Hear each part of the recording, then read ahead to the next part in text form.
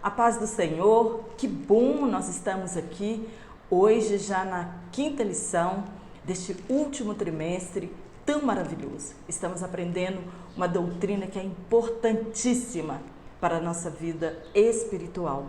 Nós estamos falando sobre a obra da salvação. E hoje nós vamos falar sobre a obra salvífica de Jesus Cristo. Como foi essa obra? Como se deu este projeto tão maravilhoso que veio do coração de Deus para a humanidade? Eu quero cumprimentar todos com a paz do Senhor, dizer mais uma vez que bom você estar aqui neste vídeo. Espero que você esteja gostando, dos comentários das nossas lições. E se você estiver gostando, compartilhe esta aula com outras pessoas para que nós possamos crescer na graça e no conhecimento do nosso Senhor e Salvador Jesus Cristo. E você se inscreva no meu canal e curta este vídeo para crescimento do nosso trabalho. E eu quero dizer para todos aqueles que têm comentado nos meus vídeos que Deus abençoe por cada dica em especial que vocês têm dado. Eu sei que com certeza é para a melhoria deste canal. E hoje nós vamos falar sobre este tema maravilhoso, a obra salvífica de Jesus Cristo.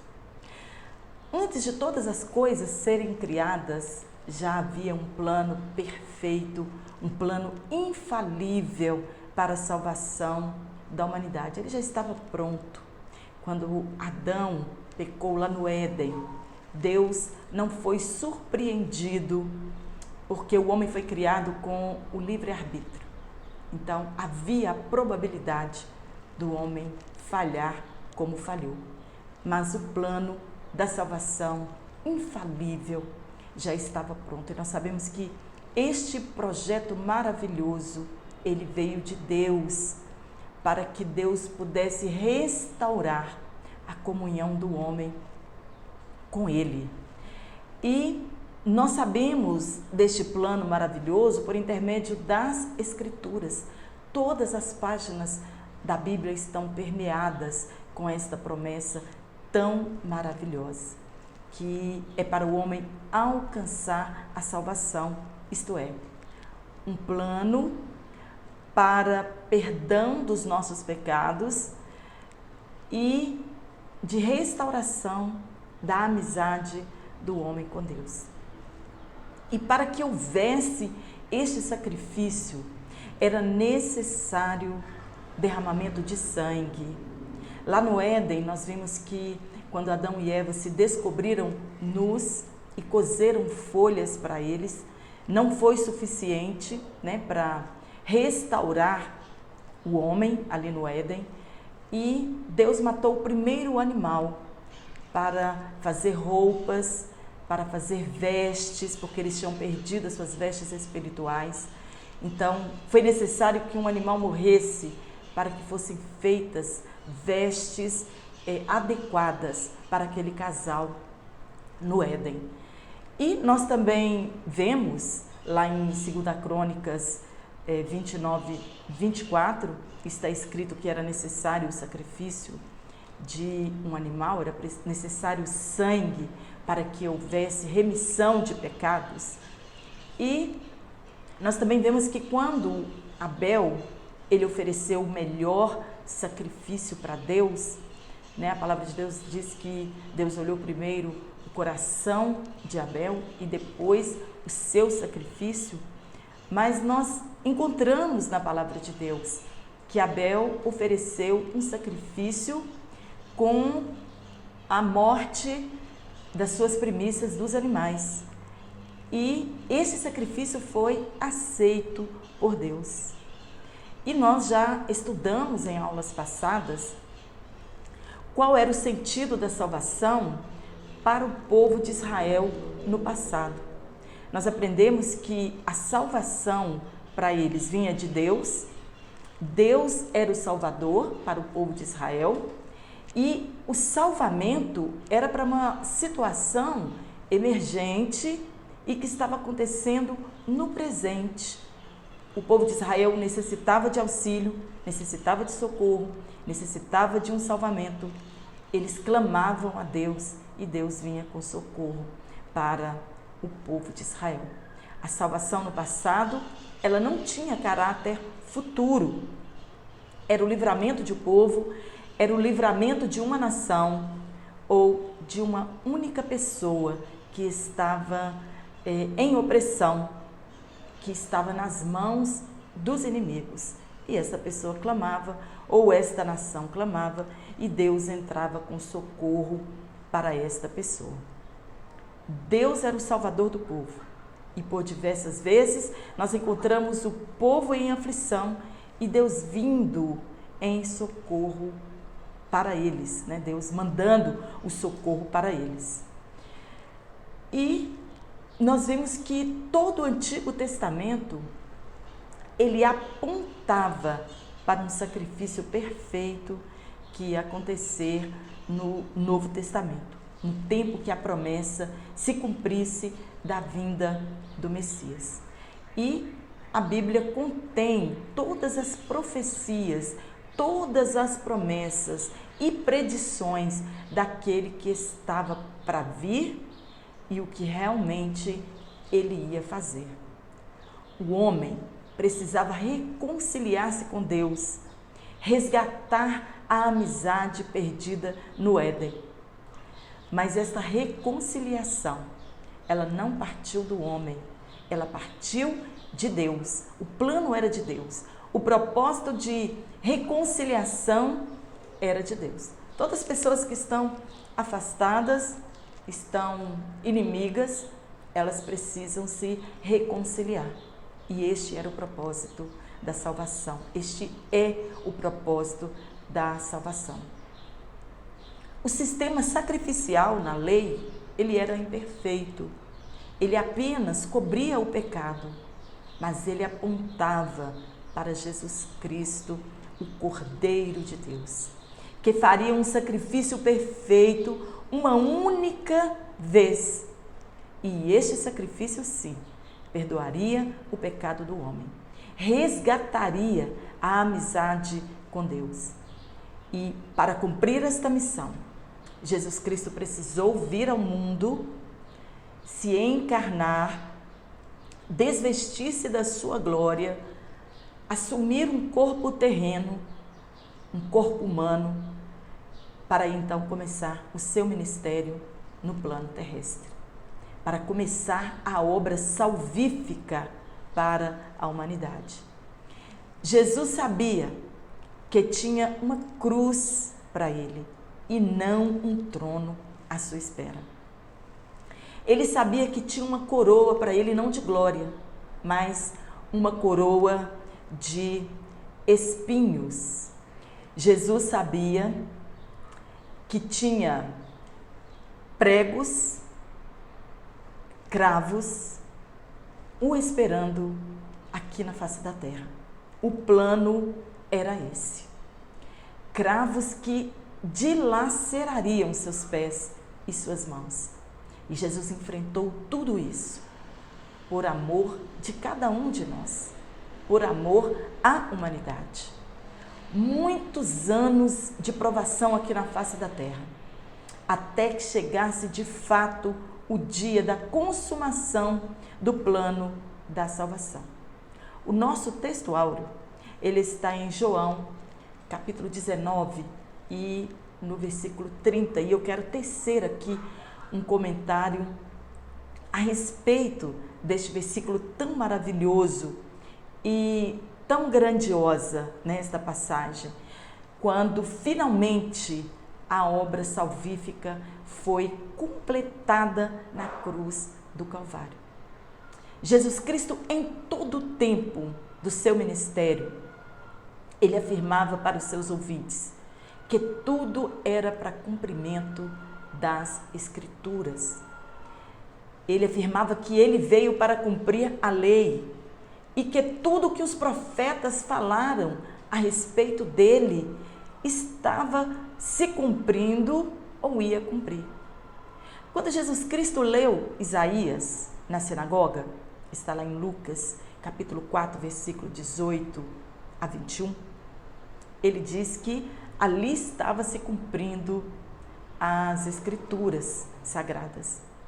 Aqui nesta passagem e em muitas outras que nós lemos no Novo Testamento, nós vamos ouvir Jesus dizer que era cumprimento das Escrituras. E quando na crucificação de Jesus, aos pés da cruz, os soldados que ali estavam, eles rasgaram as vestes de Jesus e dividiram entre si, dividiram a veste em 4 partes. Então, se deduz que eram 4 soldados que estavam ali guardando a cruz. E que também eles tiraram sorte da túnica dele para cumprir as Escrituras, que está em Salmo 22, versículo 18.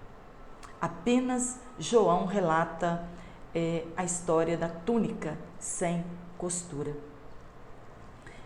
O que esta palavra quer dizer para nós?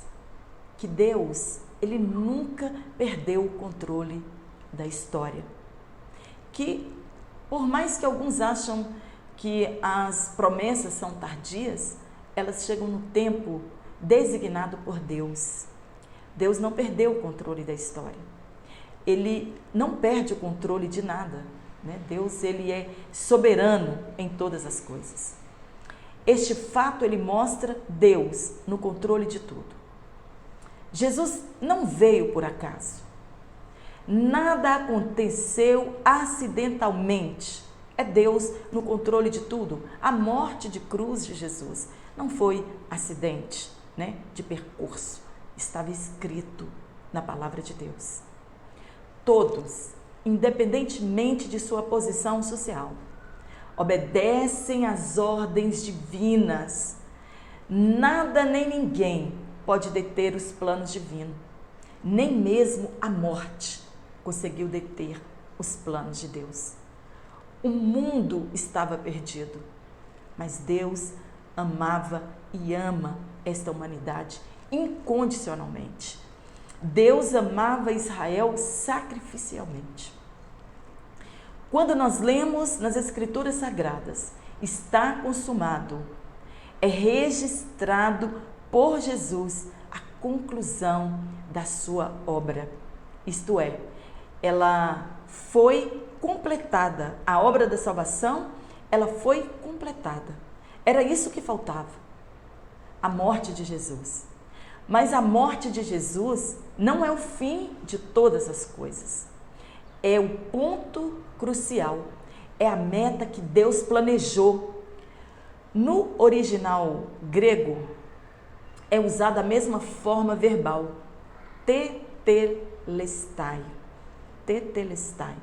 na forma do original grego, que quer dizer, a obra está feita, mas os resultados, eles são contínuos. Nada mais precisa ser feito em relação ao plano salvífico. Jesus consumou a obra completa, Quando ele disse está consumado, não faltava mais nada para acontecer na obra salvífica. Uma vez apenas o cordeiro deveria morrer. E aí Jesus fica com sede. Ele diz, tenho sede. E Jesus sabe que a conclusão da obra é o cumprimento das Escrituras. Está no Salmo 69, verso 21. Jesus estava experimentando ali na cruz do Calvário uma dor extrema. E somente em sua humanidade ele pôde experimentar isso, esta dor extrema. Jesus morreu plenamente humano, diferentemente do que muitos imaginam. Deu sua vida em resgate de muitos. Ele teve sede por vontade própria para cumprir as Escrituras. A fonte da água da vida agora precisa de água. Somente quando ele bebe aquela bebida amarga, vinagre, é consumada a obra salvífica. E ele, por fim, entrega seu espírito a Deus. Uma morte rápida. Mas, porque nós sabemos, quando nós estudamos, né, a palavra, a morte de cruz, a crucificação, era uma morte lenta. E as pessoas costumavam ficar 3 dias ou mais pendurados na cruz. Mas Jesus, logo que ele disse, tenho sede, ele entregou o seu espírito a Deus. Por que Jesus ele teve uma morte rápida? Porque ele mesmo doou a sua vida. Jesus ele não resistiu à morte, né? Ele estava ali para cumprir o plano da obra salvífica. Jesus doou o seu sangue na cruz, doou sua vida em sacrifício. Era o fim do seu martírio, era o fim do seu sofrimento. Obra consumada. Fomos comprados por preço caro, escreveu o apóstolo Pedro, está em 2 Pedro, 1 Pedro, capítulo 1, versículo 18 e 19. Jesus pagou o resgate para sermos livres das garras do diabo e da escravidão do pecado. Nosso primeiro tópico é o sacrifício de Jesus. Nós vamos falar um pouquinho a respeito do sacrifício de Jesus. Os judeus, eles iam a Jerusalém para a adoração. Lá era o centro da adoração do povo Israel, ou do mundo. E eles iam para Jerusalém no templo para pedir perdão dos seus pecados. E a vítima, eles tinham que levar, né, um cordeiro, está em Levítico capítulo 16.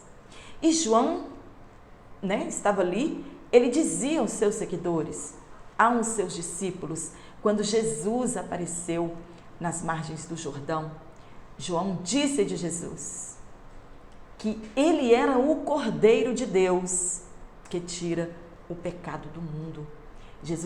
João estava dizendo que Jesus seria morto para a remissão dos pecados. A lei, ela não conseguiu aperfeiçoar os que se aproximavam de Deus para adorar. Ela era a sombra dos benefícios que haviam de vir. Está em Hebreus capítulo 10, versículo 1. Jesus aniquilou o pecado em si mesmo uma única vez. Hebreus 9, 26.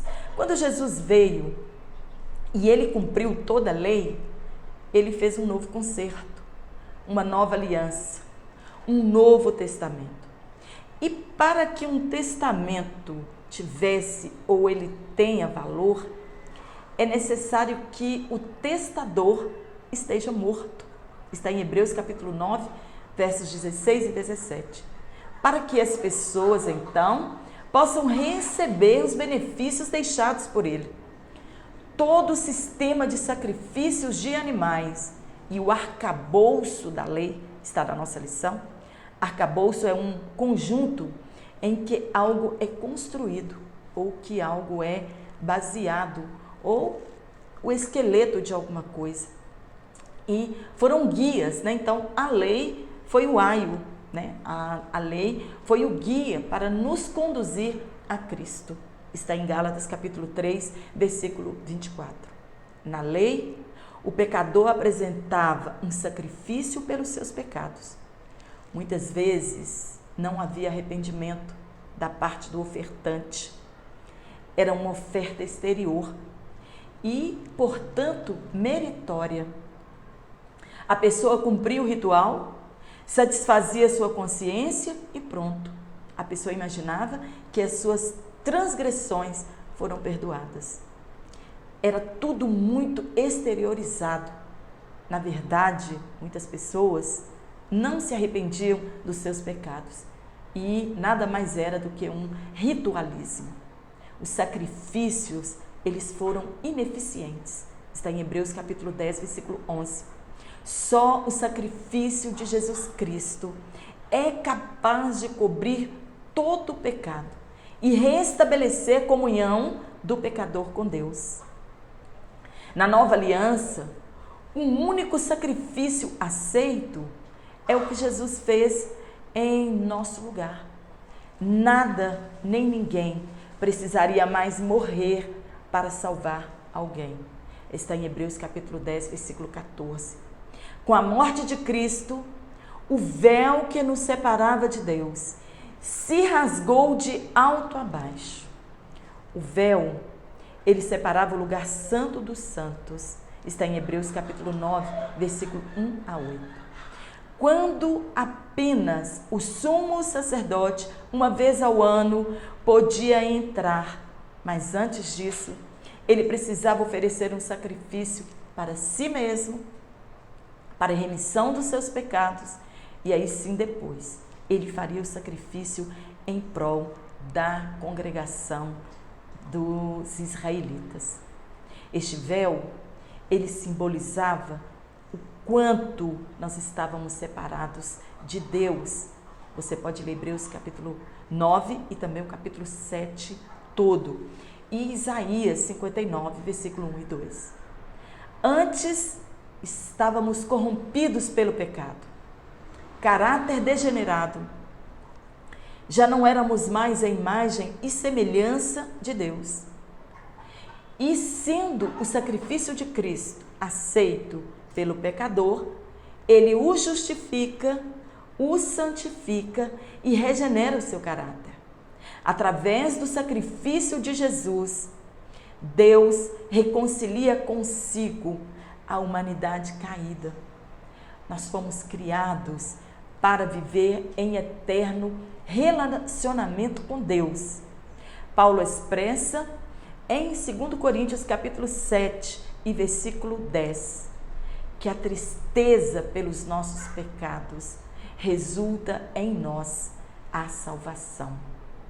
O desejo de Deus é que todos se arrependam e por esta causa Deus, ele é longânimo. Está em 2 Pedro, capítulo 3 e versículo 9. Agora nós vamos passar para o nosso segundo tópico. Nós vamos falar sobre a nossa reconciliação com Deus Pai. Nós somente somos reconciliados com Deus por intermédio do sacrifício de Jesus Cristo na cruz. Jesus nos resgatou. Jesus Cristo, ele é a própria moeda de troca, como ele é o resgatador. Ele é o nosso remidor. É aquele que nos liberta do poder alheio, nos perdoa, nos livra da pena eterna. Deus, ele não se relaciona com um pecador que não aceitou Jesus Cristo como Senhor e Salvador da sua vida. O pecador não tem comunhão com Deus. Está lá em Isaías 59, versículo 2. Deus diz que as nossas iniquidades, elas nos separam dele, né? Elas fazem essa divisão entre nós e Deus. Na lei, o sumo sacerdote, ele oferecia sacrifícios a Deus. O profeta era o porta-voz de Deus. O centro religioso, o centro da adoração, era o templo em Jerusalém.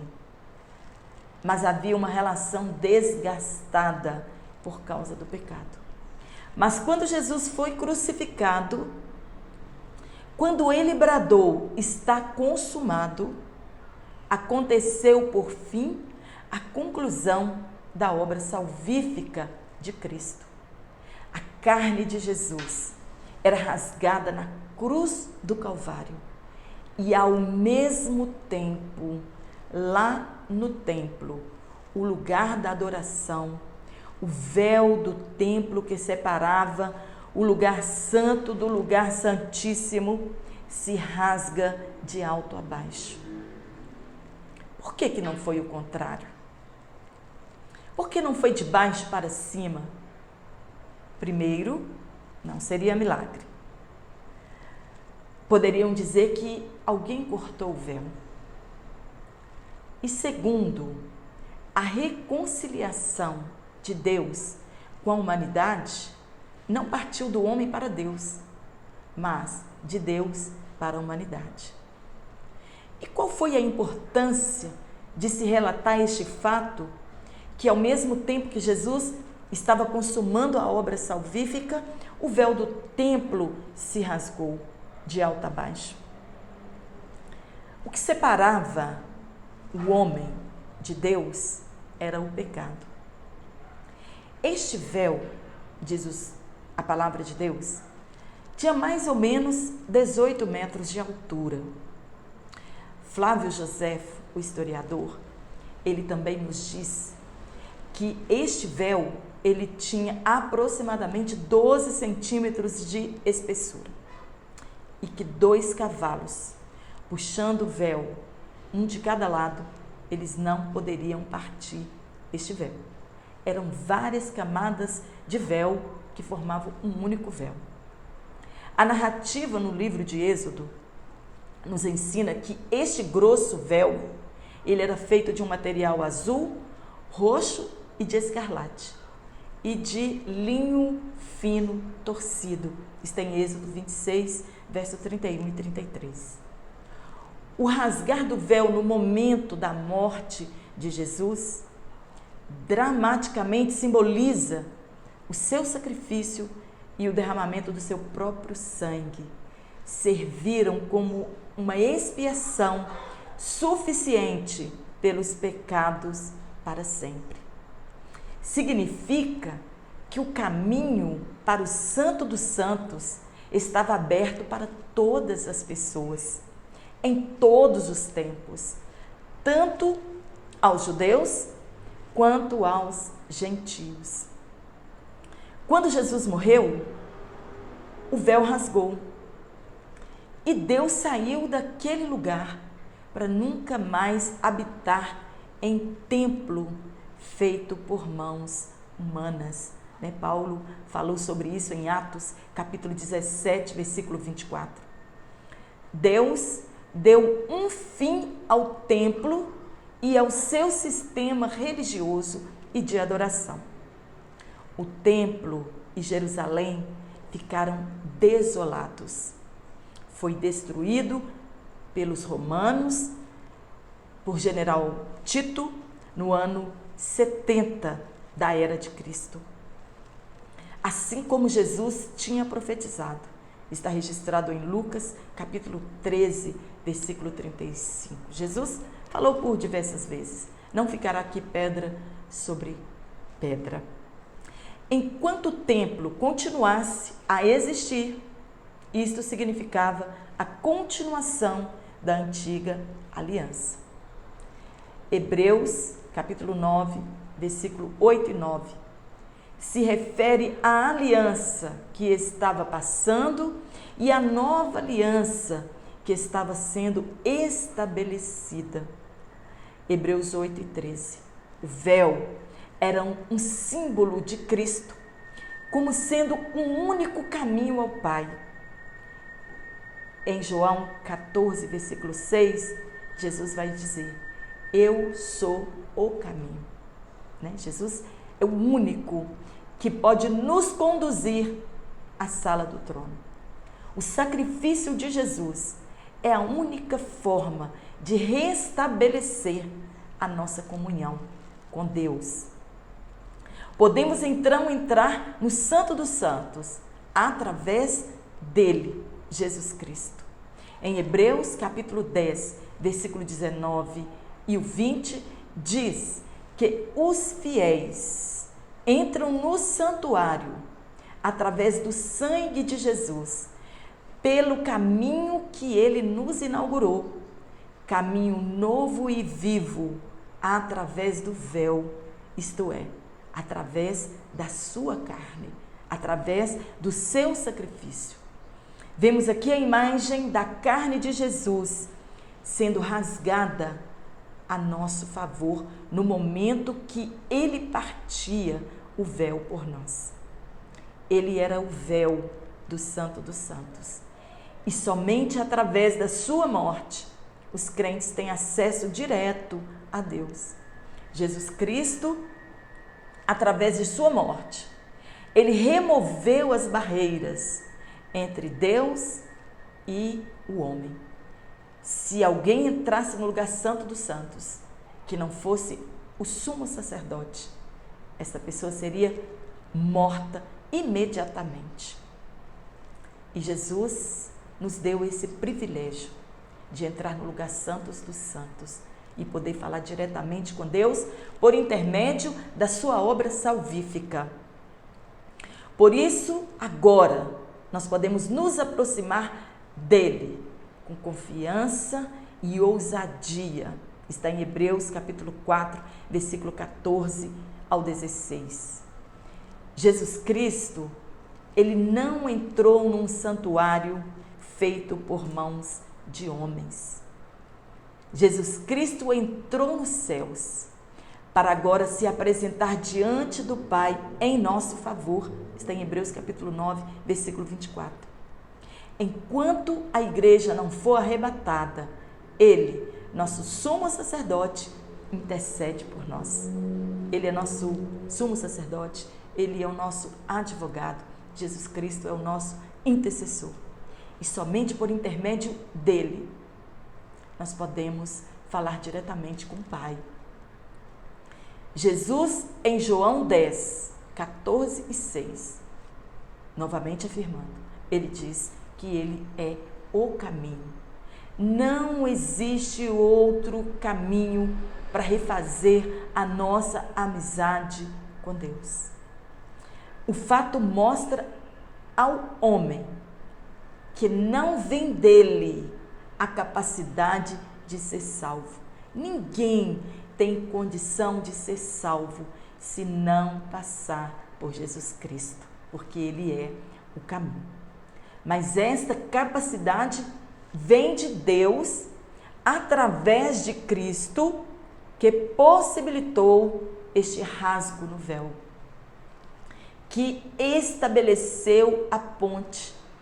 Jesus Cristo, ele é o nosso sumo pontífice, ele é a única ponte que nos leva a Deus. Jesus Cristo, ele abriu um caminho que nos permite ir a Deus.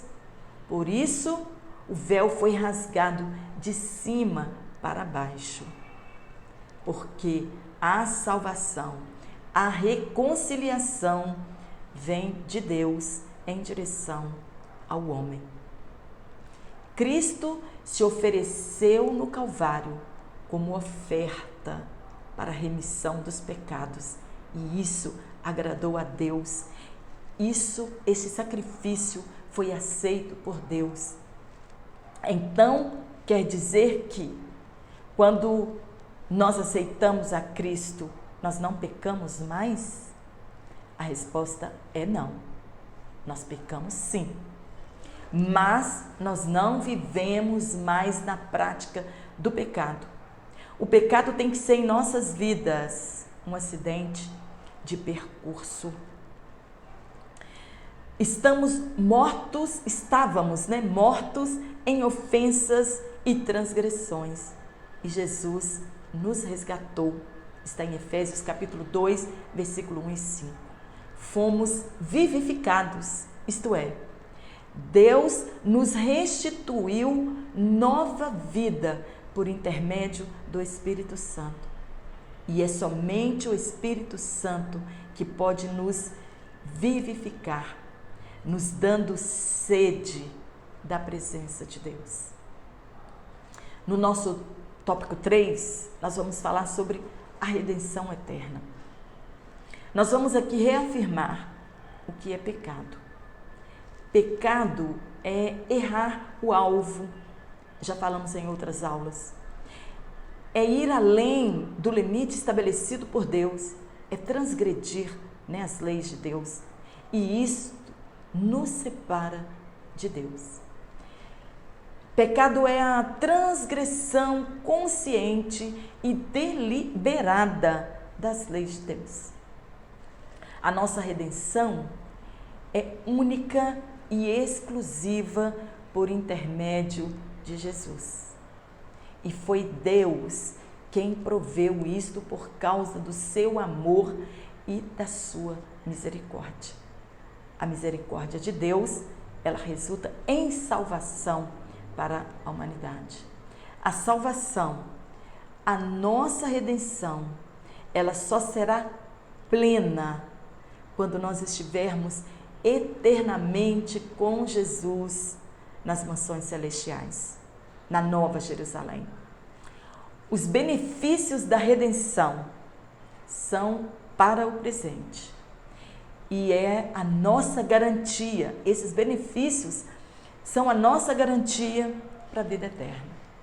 Mas se perseverarmos até o fim. Amém? Que Deus em Cristo possa continuar nos abençoando e nos dando graça, né, e fortalecimento na sua presença. Espero ter contribuído com este comentário para que você tenha uma aula proveitosa. E eu espero você aqui no próximo vídeo.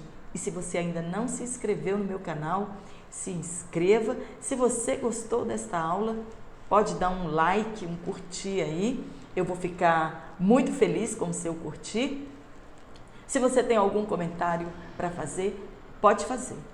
E eu estou te aguardando aqui no próximo vídeo, se Deus assim nos permitir. Então, um forte abraço para você.